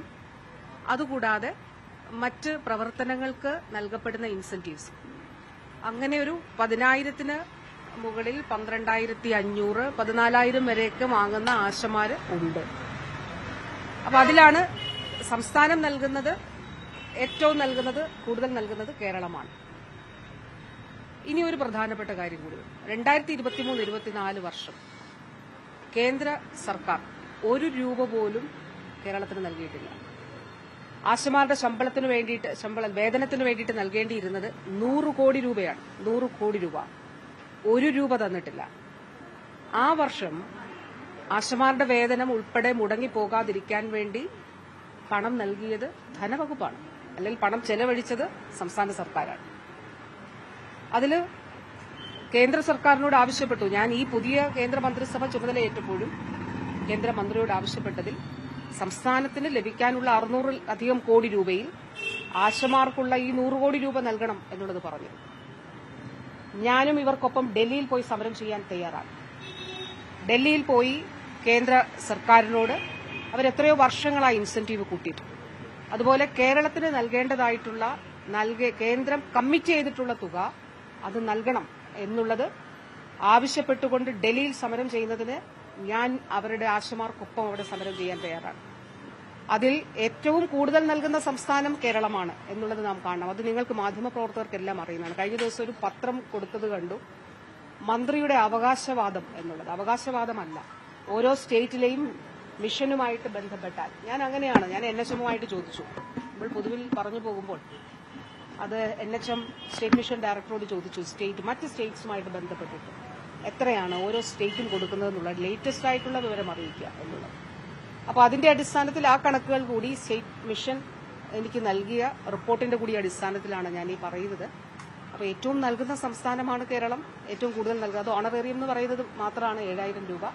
ബാക്കി അവർക്ക് ലഭിക്കാനുള്ള ഇൻസെന്റീവ്സ്, അതോടൊപ്പം അതിനുശേഷം ആ 3,000 പ്ലസ് ബാക്കി പ്രവർത്തനങ്ങളുടെ അടിസ്ഥാനത്തിൽ ലഭിക്കേണ്ടത് അതാണ് ആശമാർക്ക് നൽകി വരുന്നത്. അപ്പോൾ കേന്ദ്രം നമുക്ക് നൽകാനുള്ള 1 രൂപ കേന്ദ്രം നൽകാതെ ഇരുന്നപ്പോൾ ആ വേതനം നൽകിയ സംസ്ഥാനമാണ് കേരളം. നമുക്ക് അതിന്റെ ക്ഷീണം, അത് ആ രീതിയിലുള്ള സാമ്പത്തികമായിട്ടുള്ള ബുദ്ധിമുട്ട് നേരിടുന്ന സമയത്തു കൂടിയാണ് അത് നമ്മൾ ചെയ്തിട്ടുള്ളത്. അതോടൊപ്പം ഇവരുടെ ഇൻസെന്റീവ്സ് കാലാനുസൃതമായി വർദ്ധിപ്പിക്കണം എന്നുള്ളത് അത് സംസ്ഥാനത്തിന്റെ ആവശ്യമാണ്. അപ്പോൾ അത് തീർച്ചയായിട്ടും നമുക്ക് കേന്ദ്രത്തോട് ആവശ്യപ്പെടാം. ഇതിലൊരു കാര്യമുണ്ട്, ആശമാരെ സംബന്ധിച്ചിടത്തോളം സംസ്ഥാനത്തിന്റെ നിലപാട് എപ്പോഴും ആശമാർക്കൊപ്പമുള്ള നിലപാടാണ്. അതുകൊണ്ടാണല്ലോ ഇത്രയും സംസ്ഥാനങ്ങളിൽ ഏറ്റവും കൂടുതൽ കേരളം നൽകുന്നത്. അപ്പോൾ അതോടൊപ്പം ആദ്യം ഒരു സമരം ഉണ്ടായിരുന്നു 6-ാം തീയതി. അന്ന് ഞാൻ അവർ വന്നു, എന്നെ കണ്ടു, ഞാൻ അവരോട് സംസാരിച്ചു. അപ്പോൾ അവർ പറഞ്ഞു ഈ ഓണറേറിയം, ഈ പറഞ്ഞ സ്റ്റേറ്റ് നൽകുന്ന ഓണറേറിയത്തിന് പോലും ചില ക്രൈറ്റീരിയ ഉണ്ടായിരുന്നു. 2017 ഒരു ഉത്തരവ് 2023 അത് മോഡിഫൈ ചെയ്തു. അപ്പോൾ ആ ക്രൈറ്റീരിയ എടുത്തു മാറ്റി ഓണറേറിയം നൽകുക എന്നുള്ളത് അവർ ആവശ്യപ്പെട്ടു. ഞാൻ പറഞ്ഞു ശരി, ഒരു ടെക്നിക്കൽ കമ്മിറ്റി, കാരണം ഒരു ഗവൺമെന്റ് അന്നത്തെ ചർച്ച ചെയ്തതിന്റെ അടിസ്ഥാനത്തിലായിരിക്കുമല്ലോ ഒരു ഉത്തരവ് പുറപ്പെടുവിച്ചത്. അതുകൊണ്ട് ഒരു ടെക്നിക്കൽ കമ്മിറ്റി രൂപീകരിച്ചുകൊണ്ട് ആ ടെക്നിക്കൽ കമ്മിറ്റിയുടെ ശുപാർശയുടെ അടിസ്ഥാനത്തിൽ ചെയ്യാം. 7-ാം തീയതി SMD അതിന്റെ പ്രൊസീഡിംഗ്സ് ഇറക്കി, ആ കമ്മിറ്റി രൂപീകരിച്ചുകൊണ്ട്. ആ കമ്മിറ്റി യോഗം ചേർന്ന് ആ ശുപാർശ ഗവൺമെന്റിലേക്ക് നൽകുകയുണ്ടായി. ആ ശുപാർശയെ അത് വേണമെങ്കിൽ വേവ് ചെയ്യാമെന്നുള്ളതാണ് അവർ പറഞ്ഞത്. അതായത് ഓണറേറിയം അല്ലാതെ തന്നെ ക്രൈറ്റീരിയ നിശ്ചയിക്കാതെ കൊടുക്കാം എന്നുള്ളത് പറഞ്ഞു. അത് മുന്നോട്ട് പോകാൻ, അത് അംഗീകരിച്ചുകൊണ്ട് മുന്നോട്ട് പോകാൻ പറഞ്ഞു. അതുകൂടാതെ അന്ന് എന്റെ അടുത്ത് ആശമാർ പറഞ്ഞ ഒരു കാര്യം, ഈ OTP എടുക്കണം ഓരോ തവണയും. OTP ഫോണിൽ വരുന്നത് അതുകൂടി ലഭ്യമായതിനു ശേഷം ഓരോ തവണയും അത് വേണ്ടതായിട്ടുണ്ട്. അപ്പൊ അത് ഈ ഹെൽത്തിനോട് പറഞ്ഞ് അത് ഒഴിവാക്കാനായിട്ട് പറഞ്ഞു. അതുകൂടാതെ അതിനു മുൻപ് ആശമാരുടെ പ്രവർത്തനം സംബന്ധിച്ചും ഫീൽഡിലെ പ്രവർത്തനം സംബന്ധിച്ചും കൃത്യമായ ഗൈഡ് ലൈൻ ഇറക്കണം എന്ന് പറഞ്ഞു. ഇത്രയും സ്ട്രക്ചേർഡ് ആയിട്ട് ആശമാരുടെ പ്രവർത്തനം പോകുന്ന ഒരു കാലഘട്ടം ഇല്ല എന്നുള്ളത് കാണാം. നമ്മൾ ഓരോ കാര്യങ്ങൾ എടുത്ത് പരിശോധിച്ചാൽ കാണാനായിട്ട് സാധിക്കും. ഈ കഴിഞ്ഞ ദിവസം SMDയുടെ അടുത്ത് അവർ ചർച്ച നടത്തി. ഞാൻ SMDയോട് പറഞ്ഞു അവർ ചർച്ചയ്ക്ക് വിളിക്കാൻ. അപ്പോൾ ചർച്ച നടത്തിയപ്പോൾ പറഞ്ഞു ഞങ്ങൾക്ക് മന്ത്രിയെ കാണണം. ഞാൻ പറഞ്ഞു വന്നോട്ടെ. അങ്ങനെയാണ് ഞാൻ 1.5 മണിക്കൂർ അവരോട് സംസാരിച്ചു. 10 മണി മുതൽ 11:30 വരെ ആശമാരോട് വളരെ സുദീർഘമായിട്ട് ഞാൻ സംസാരിച്ചു. ഇനിയാണെങ്കിലും അവരെ കാണുന്നതിന് എനിക്ക് ഒരു തടസ്സവും ഇല്ലല്ലോ, എപ്പോൾ വേണമെങ്കിലും കാണാം, അവർക്ക് പറയാനുള്ളത് പറയാം. അത് അവർക്ക് ഒരാളുടെയും അതിന് ശുപാർശകൾ വേണ്ടതില്ല, അവർക്ക് കാണാം, അവർക്ക് സംസാരിക്കാം. ആ നിലപാടാണ് സർക്കാർ. അതല്ല, ഇതിലൊരു ചർച്ചകൾ നടത്തിയല്ലോ. 2 വിഷയങ്ങളാണ് അവർ പറയുന്നത്. അതുകൊണ്ടാണ് ഞാൻ ഈ ഓണറേറിയം ഏറ്റവും കൂടുതൽ നൽകുന്നത് സ്റ്റേറ്റ് ആണെന്ന് പറയുന്നത്. 2 കാര്യങ്ങളാണ് അവർ പറയുന്നത്. ഇപ്പോൾ രാജ്യത്ത് ഏറ്റവും കൂടുതൽ ഓണറേറിയം കൊടുക്കുന്ന കേരളം നൽകുന്ന തുക 3 ഇരട്ടിയാക്കി വർദ്ധിപ്പിക്കണം എന്നാണ് പറയുന്നത്. രണ്ടാമത്തെ കാര്യം, അവരുടെ ഒരു റിട്ടയർമെന്റ് ബെനിഫിറ്റ് 5 ലക്ഷം രൂപയാക്കണം. 5 ലക്ഷം ഇപ്പോൾ ഒന്നുമില്ല, അത് 5 ലക്ഷം രൂപയാക്കണം എന്നുള്ളതാണ് പറയുന്നത്. അപ്പൊ ഈ 2 കാര്യങ്ങളും നമുക്ക് അങ്ങനെ പെട്ടെന്ന് പരിഹരിക്കാൻ കഴിയുന്ന കാര്യമല്ല. അത് ഞാൻ ആ ചർച്ചയിൽ തന്നെ അവരോട് പറഞ്ഞു. അത് നമുക്ക് സർക്കാരിന്റെ മുന്നിലുള്ള വിഷയമാണ്. എത്രയും വർദ്ധിപ്പിച്ച് നൽകണം എന്നുള്ളത് തന്നെയാണ് സർക്കാർ, ആരോഗ്യവകുപ്പിന്റെ താല്പര്യം അങ്ങനെ തന്നെ ആവുമല്ലോ. അപ്പോൾ അത് പക്ഷേ നമുക്ക് പെട്ടെന്നൊരു പരിഹാരം ഉണ്ടാക്കാൻ കഴിയുന്ന ഒരു വിഷയമല്ല. പക്ഷെ അവർ ഉന്നയിച്ച വിഷയത്തിന്റെ ഗൗരവത്തെ ഉൾക്കൊണ്ടുകൊണ്ട് അത് നമ്മൾ തുടർന്നു പോരുന്ന ചർച്ചകളുടെ ഭാഗമായി അതെന്താണ് ചെയ്യാൻ കഴിയുന്നത് എന്നുള്ളത് നമുക്ക് നോക്കാം, ധനവകുപ്പുമായിട്ടും ആലോചിച്ച് നോക്കാം എന്നുള്ളത് പറയുകയുണ്ടായി. ഈ 2 കാര്യങ്ങളാണ്.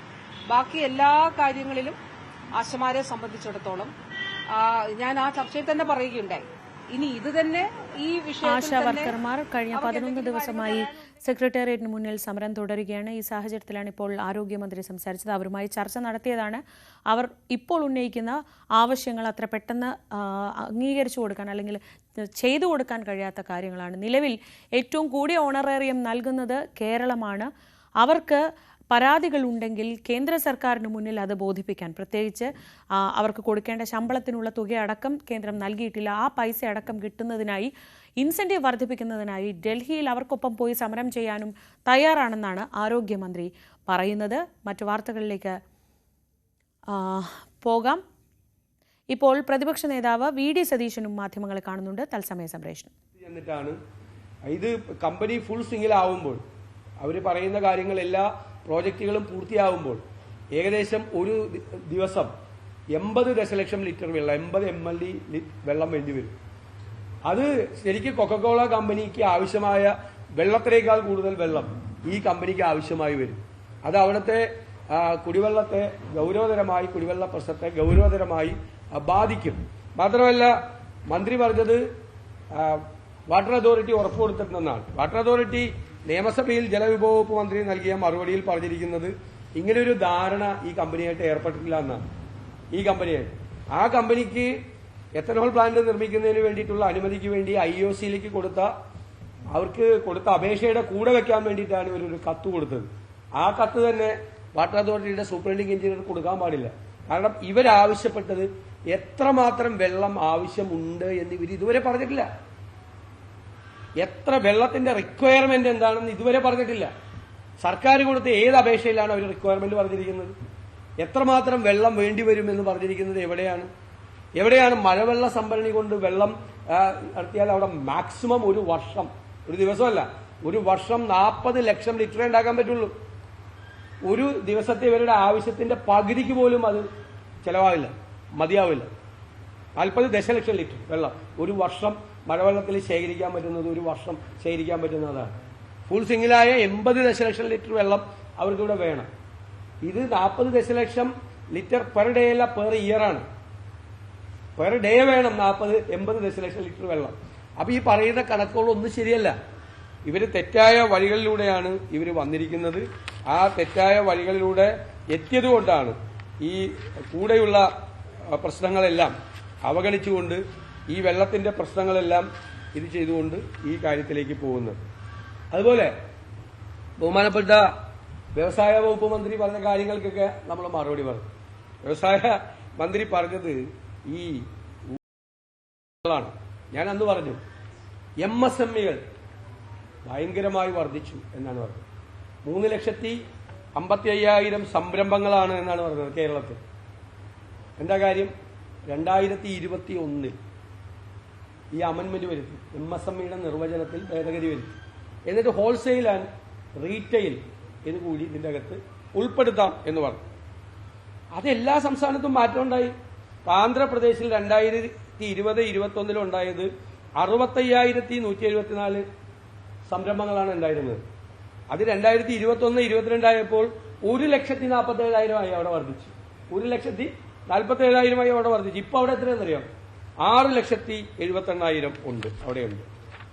കർണാടക നോക്കിയേ, അന്ന് 1,52,000 1,52,000 ഉണ്ടായിരുന്നത് ഈ നിർവചനം മാറ്റിക്കഴിഞ്ഞപ്പോൾ 3,14,000 ആയി. ഇപ്പൊ കർണാടകയിലെ സംരംഭങ്ങൾ 6,76,000 ആണ്. ഈ സംരംഭങ്ങൾ എന്ന് പറയുന്നത് ഈ നാട്ടിലെ പാവപ്പെട്ടവൻ ലോൺ എടുത്ത് കടം മേടിച്ച് തുടങ്ങുന്ന പെട്ടിക്കട, മനസ്സിലായില്ലേ, പലചരക്ക് കട, പച്ചക്കറി കട, beauty parlour, barber shop, bakery തുടങ്ങി വർക്ക്ഷോപ്പ് തുടങ്ങിയ എല്ലാ സ്ഥാപനങ്ങളും വരും. ഇതിനകത്ത് ഗവൺമെന്റിന്റെ ക്രെഡിറ്റിലേക്ക് ഇത് എങ്ങനെയാണ് പോകുന്നത്? ഇത് എല്ലാ കാലത്തും ഉണ്ടായിട്ടുള്ളതല്ലേ. റെസ്റ്റോറന്റുകൾ തുടങ്ങുന്നു. ഇത് ഗവൺമെന്റ് പഠിക്കേണ്ടത് ഇങ്ങനെ തുടങ്ങുന്ന എത്ര സംരംഭങ്ങൾ പൂട്ടിപ്പോകുന്നുണ്ടെന്നാണ്. ഇപ്പൊ 10 റെസ്റ്റോറന്റ് തുടങ്ങി 8 എണ്ണം പൂട്ടിപ്പോവാണ്, കടകൾ പൂട്ടിപ്പോവാണ്.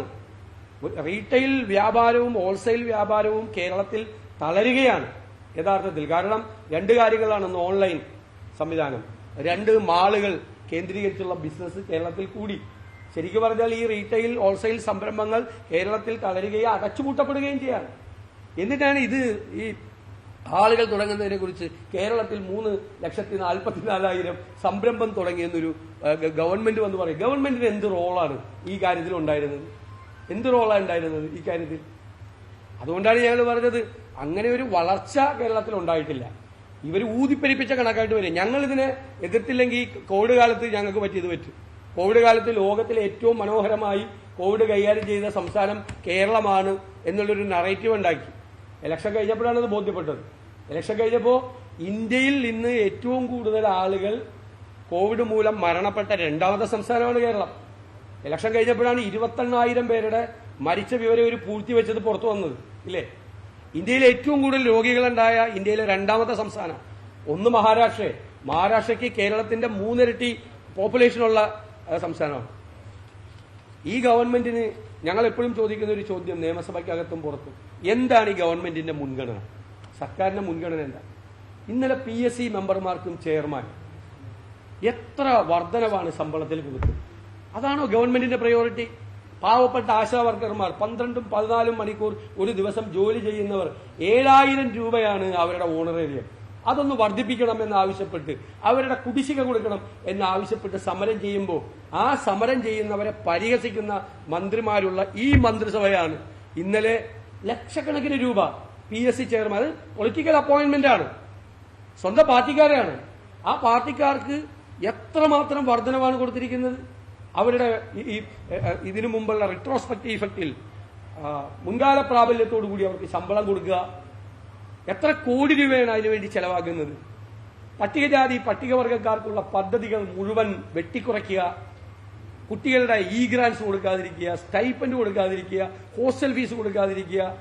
ഹോസ്റ്റൽ ഫീസ് കൊടുക്കാത്തതിന്റെ പേരിൽ പട്ടികജാതി പട്ടികവർഗ വിദ്യാർത്ഥികൾ അവർ പഠിക്കുന്ന സ്ഥാപനങ്ങളിൽ അപമാനിക്കപ്പെടുകയാണ് ഈ സംസ്ഥാനത്ത്, കൃത്യസമയത്ത് കൊടുക്കാത്തതുകൊണ്ട്. അതൊന്നും കൊടുക്കാത്ത ഒരു സർക്കാരാണ്. ഇപ്പോഴും 3 മാസത്തെ സാമൂഹ്യ സുരക്ഷാ പെൻഷൻ ബാക്കിയുണ്ട് കൊടുക്കാൻ വേണ്ടിയിട്ട്. ഈ തളർന്നു കിടക്കുന്ന ആളുകളെ ചികിത്സിക്കുന്ന പരിചരിക്കുന്നവർക്കുള്ള ആശ്വാസ കിരണം പദ്ധതി വഴി കിടക്കുകയാണ്. ഇവിടെ കാരുണ്യ പദ്ധതിക്ക് കൊടുക്കാൻ കോടികളാണുള്ളത്. മാവേലി സ്റ്റോറിൽ സാധനം വാങ്ങാൻ സബ്സിഡി റേറ്റിൽ ഐറ്റത്തിന് കൊടുക്കാൻ പണമില്ല. എന്നിട്ട് PSC മെമ്പർമാരുടെ ശമ്പളം എത്രയാണ് വർദ്ധിപ്പിച്ചിരിക്കുന്നത്. ഗവൺമെന്റ് പരിഹസിക്കുകയാണ് ജനങ്ങളെ. സ്വന്തം ആളുകൾക്ക് വേണ്ടി എന്തും ചെയ്യും, ഞങ്ങൾക്ക് ഇഷ്ടമുള്ളത് ചെയ്യും എന്ന് പറഞ്ഞ് ജനങ്ങളെ നോക്കി പരിഹസിക്കുകയും വെല്ലുവിളിക്കുകയുമാണ് ഈ സർക്കാർ ചെയ്യുന്നത്. ഇത് ശരിയല്ല. ഈ വർദ്ധിപ്പിച്ച അവരുടെ വേതനം പിൻവലിക്കണം എന്നാണ് ഞങ്ങൾ ആവശ്യപ്പെടുന്നത്.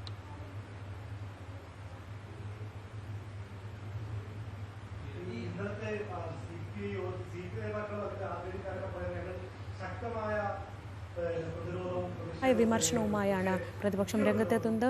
ഒരു കാരണവശാലും മദ്യ നിർമ്മാണശാലയെ അനുകൂലിക്കുന്നില്ല. മാത്രമല്ല, ഘടകകക്ഷിയായ ഏറ്റവും പ്രധാനപ്പെട്ട ഘടകകക്ഷിയായ CPIയെ അപമാനിക്കുന്ന നിലപാടാണ് CPM സ്വീകരിച്ചതെന്നും VD സതീശൻ പറയുന്നു. മറ്റു വാർത്തകളിലേക്ക് എത്താം ഇടവേളയ്ക്ക് ശേഷം.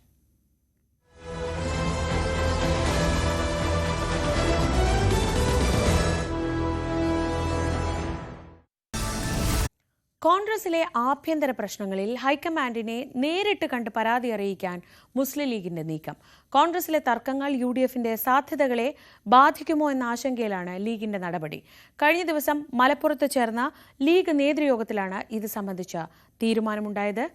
CV അനുമോദ് വിവരങ്ങളുമായി. അനുമോദ്, ലീഗിന് ഏറെക്കാലമായി ഈ വിഷയത്തിൽ അതൃപ്തികളുണ്ട്. പ്രത്യേകിച്ച് തദ്ദേശ തെരഞ്ഞെടുപ്പും തൊട്ടു പിന്നാലെ നിയമസഭാ തെരഞ്ഞെടുപ്പും വരുന്ന ഒരു സാഹചര്യത്തിൽ ഈ തർക്കങ്ങൾ എത്രയും പെട്ടെന്ന് അവസാനിപ്പിക്കാനുള്ള ഒരു മുന്നറിയിപ്പാണോ, അതോ ഒരു പരാതിയുമായി ഹൈക്കമാൻഡ് വരെ പോകേണ്ടി വന്നാൽ അങ്ങോട്ടും പോകാമെന്നതാണോ ലീഗിന്റെ നിലപാട്? ലീഗിന്റെ കഴിഞ്ഞ ദിവസം ചേർന്ന സംസ്ഥാന നേതൃയോഗത്തിലാണ് UDFിലെ ഭിന്നതകളെയും പ്രത്യേകിച്ച് കോൺഗ്രസിലെ പടലപ്പിണക്കങ്ങളെയൊക്കെ വലിയ ആശങ്ക രേഖപ്പെടുത്തിക്കൊണ്ട് ഇത്തരത്തിലൊരു തീരുമാനത്തിലേക്ക് എത്തിയിട്ടുള്ളത്. കോൺഗ്രസിലെ പ്രശ്നങ്ങൾ ഹൈക്കമാൻഡിലെ പരിഗണനയിലേക്ക് വിടേണ്ടി വരും, അല്ലെങ്കിൽ അത്തരത്തിൽ നേരിട്ട് ലീഗ് അതിന് നീക്കം നടത്തേണ്ടി വരുമെന്നൊരു തീരുമാനമാണ് മുസ്ലിം ലീഗിനുള്ളിൽ ഇപ്പോൾ ഉണ്ടായിരിക്കുന്നത്. കാരണം സമീപകാലത്തുണ്ടായ പ്രശ്നങ്ങളൊക്കെ അത് വലിയ തോതിൽ UDFിന് തന്നെ ദോഷം ചെയ്യുന്ന തരത്തിലേക്ക് എത്തിയതിനു ശേഷമാണ് പലപ്പോഴും പരിഹാരത്തിലേക്ക് ഉണ്ടാകുന്നത്. അപ്പോൾ ആ സമയം കൊണ്ട് അത് LDFും അതുപോലെ തന്നെ UDFിനെ എതിർക്കുന്നവരൊക്കെ ഉപയോഗിക്കുന്ന ആയുധമാക്കുന്ന സാഹചര്യം ഉണ്ടാകുന്നു.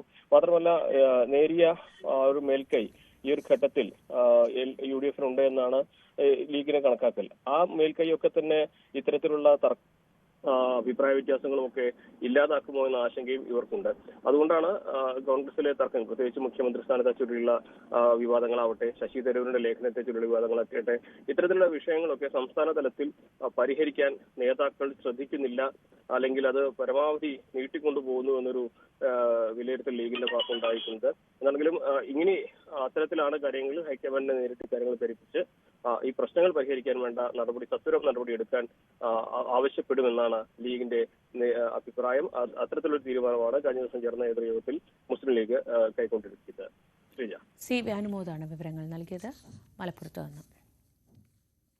വിമാനത്താവളത്തിൽ ലഗേജിന് ഭാരം കൂടിയതിനെ കുറിച്ച് ചോദിച്ചപ്പോൾ ലഗേജിനുള്ളിൽ ബോംബാണെന്ന് പറഞ്ഞ് യാത്രക്കാരൻ അറസ്റ്റിൽ. ക്വാലാലംപൂരിലേക്ക് പോകാനെത്തിയ കോഴിക്കോട് സ്വദേശി റഷീദിനെയാണ് അറസ്റ്റ് ചെയ്തത്.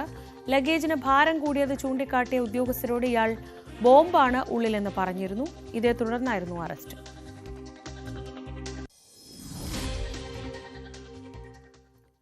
കൈക്കൂലി കേസിൽ എറണാകുളം RTO അറസ്റ്റിലായ സംഭവത്തിൽ കൂടുതൽ അന്വേഷണവുമായി വിജിലൻസ്. RTO TM ജേഴ്സൺ മുൻപും കൈക്കൂലി വാങ്ങിയോ എന്ന് പരിശോധിക്കാനാണ് തീരുമാനം. ജേഴ്സനെ വീട്ടിലെത്തിച്ച് തെളിവെടുക്കും. ഫോർട്ട് കൊച്ചി ചെല്ലാനം ഭാഗത്തെ സ്വകാര്യ ബസ് ഉടമയിൽ നിന്ന് പെർമിറ്റുമായി ബന്ധപ്പെട്ട് ജേഴ്സൺ കൈക്കൂലി വാങ്ങിയെന്നാണ് പരാതി. താൽക്കാലിക പെർമിറ്റിന് വേണ്ടി ബസ് ഉടമയിൽ നിന്നും RTO TM ജേഴ്സൺ കൈക്കൂലി ആവശ്യപ്പെട്ടെന്നായിരുന്നു വിജിലൻസിന് ലഭിച്ച പരാതി. തുടർന്ന് നടത്തിയ അന്വേഷണത്തിൽ ഇടനിലക്കാരനായ സജി, രാമപ്പടിയാർ എന്നിവരെക്കുറിച്ച് വിവരം ലഭിച്ചു. ഇവരെ കസ്റ്റഡിയിലെടുത്ത് ചോദ്യം ചെയ്യവെയാണ് ജേഴ്സന്റെ പങ്കിനെക്കുറിച്ചും സൂചന ലഭിക്കുന്നത്. ജേഴ്സണുമായി ഏറെ നാളത്തെ പരിചയമുണ്ടെന്ന് ഇടനിലക്കാർ വിജിലൻസിനോട് പറഞ്ഞു. ഇവരിൽ നിന്നും പണവും മദ്യക്കുപ്പിയും പിടികൂടി. തുടർന്ന് ജേഴ്സനെ കസ്റ്റഡിയിലെടുത്ത ശേഷം RTO ഓഫീസിലും ഇയാളുടെ വീട്ടിലും വിജിലൻസ് വിശദമായി പരിശോധന നടത്തി. ആ പരിശോധനയിൽ ജേഴ്സന്റെ വീട്ടിൽ നിന്നും 60,000 രൂപയും 50ഓളം വിദേശ മദ്യ കുപ്പികളും പിടികൂടി. ജേഴ്സൺ നേരത്തെയും കൈക്കൂലിയുമായി ബന്ധപ്പെട്ട ഇടപാടുകൾ നടത്തിയിട്ടുണ്ടോ എന്ന് വിജിലൻസ് പരിശോധിച്ചു വരികയാണ്. ന്യൂസ് 18 കൊച്ചി.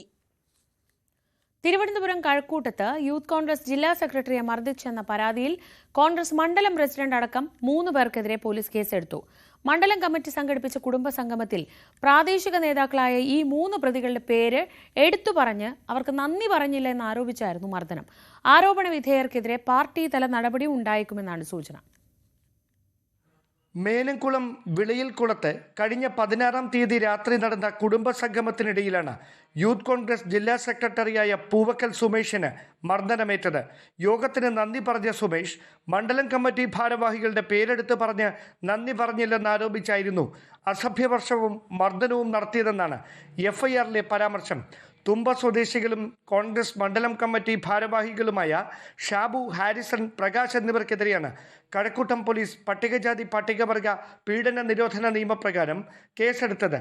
BNS 115, 118, 126, 296 തുടങ്ങിയ വകുപ്പുകളും പ്രതികൾക്കെതിരെ ചുമത്തിയിട്ടുണ്ട്. മർദ്ദനത്തിൽ കൈകാലികൾക്ക് പരിക്ക് പറ്റിയ സുമേഷ് മെഡിക്കൽ കോളേജ് ആശുപത്രിയിൽ ചികിത്സ തേടിയ ശേഷം വിശ്രമത്തിലാണ്.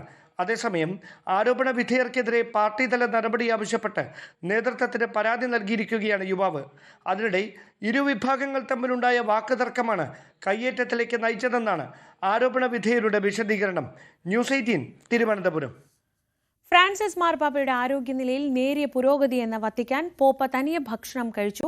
എല്ലാവരുടെയും പ്രാർത്ഥനകൾക്ക് നന്ദി അറിയിച്ചതായും വത്തിക്കാൻ വ്യക്തമാക്കുന്നു. ഇന്നലെ പോപ്പ അതീവ ഗുരുതരാവസ്ഥയിലാണെന്ന റിപ്പോർട്ടുകൾ ഉണ്ടായിരുന്നു. അതിന് പിന്നാലെയാണ് ഇപ്പോൾ അദ്ദേഹത്തിന്റെ ആരോഗ്യനിലയിൽ നേരിയ പുരോഗതി ഉണ്ടെന്ന വാർത്തകൾ പുറത്തുവരുന്നത്. ഇനി ചാമ്പ്യൻസ് ട്രോഫി വാർത്തകളിലേക്ക്.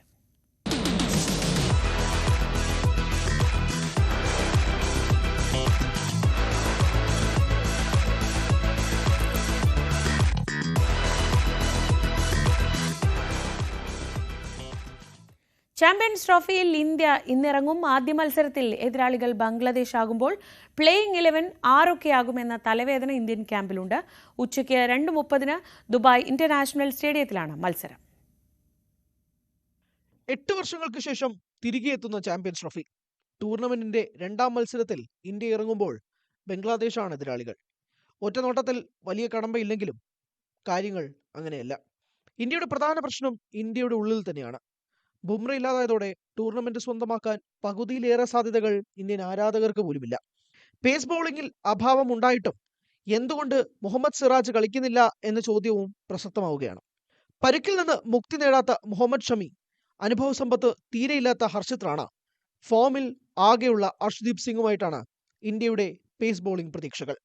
5 സ്പിന്നർമാരുമായി ഇന്ത്യ ഇറങ്ങുന്നത് മറ്റെല്ലാ ടീമുകളെയും ചെറുതായിട്ടൊന്നുമല്ല ഞെട്ടിച്ചിരിക്കുന്നത്. ബാറ്റിംഗ് ആണ് ഇന്ത്യക്ക് കുറച്ചെങ്കിലും ആശ്വാസം. എന്നാൽ അതിലുമുണ്ട് പ്രശ്നങ്ങൾ.